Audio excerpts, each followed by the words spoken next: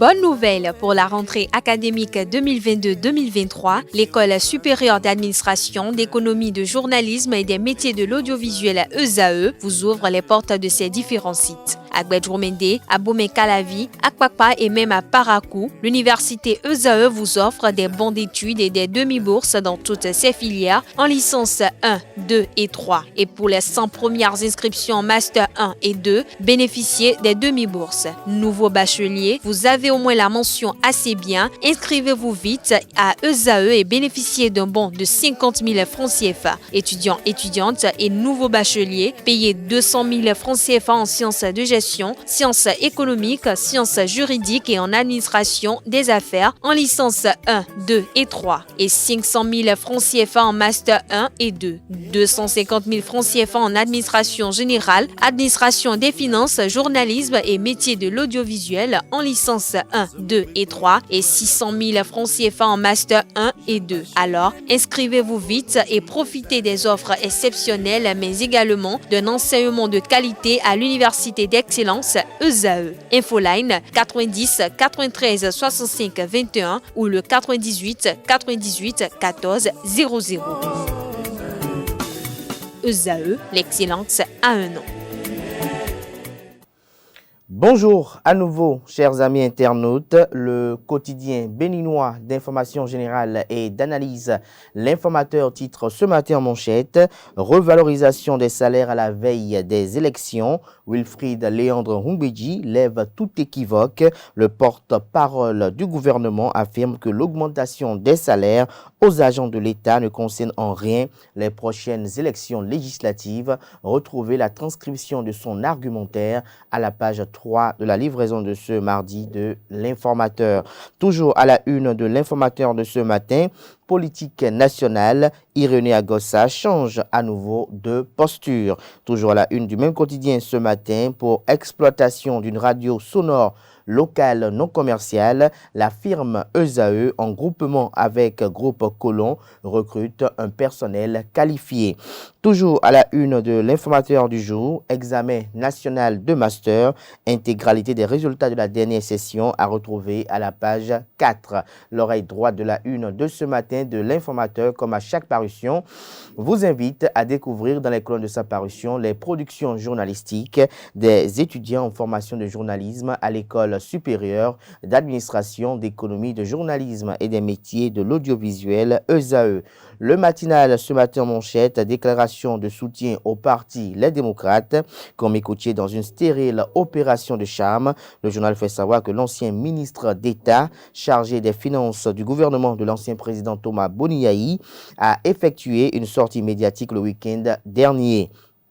Au cours de son entretien, Komi Koutié, puisque c'est de lui qu'il s'agit, n'a pas raté l'occasion de réaffirmer son soutien au parti politique Les Démocrates et d'appeler expressément les populations à voter pour le parti le 8 janvier prochain. Un appel dont l'utilité reste discutable et l'écho bien lointain. Retrouvez le décryptage que fait la rédaction de Le Matinal de la sortie médiatique de Komi Koutié dimanche dernier dans les colonnes de la livraison de ce mardi. Toujours à la une de Le Matinal de ce matin, soutien au programme d'action du gouvernement PAG 2, le Bénin conclut un accord avec le Luxembourg.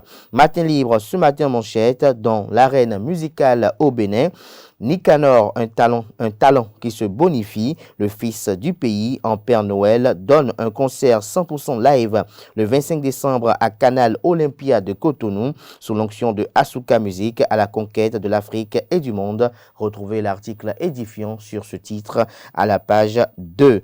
Toujours à la une de Matin Libre de ce matin, microcrédit à la FIA.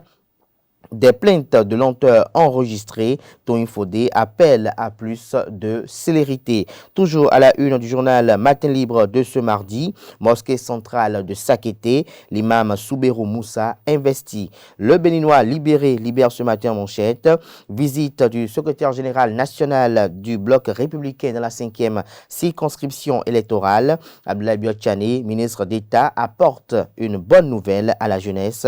Des précisions sur cette sortie médiatique à la page 8, sur cette activité politique plus précis, à la page 8 de la parution ce matin du Canard, qui propose également comme titre ce matin, en deuxième de titre à la une, Appel du parti Restaurer la confiance RLC en faveur de l'UP Le Renouveau. Djogwenou et Agossa font front contre l'opposition. Toujours à la une de Le Béninois libéré de ce matin, Bénin, Issa Boni Ouoro lance un projet d'électrification solaire. Des détails dans les colonnes de la livraison de ce matin du journal. Le Grand Regard titre ce matin en manchette, concours de presse sur la coopération sino-béninoise.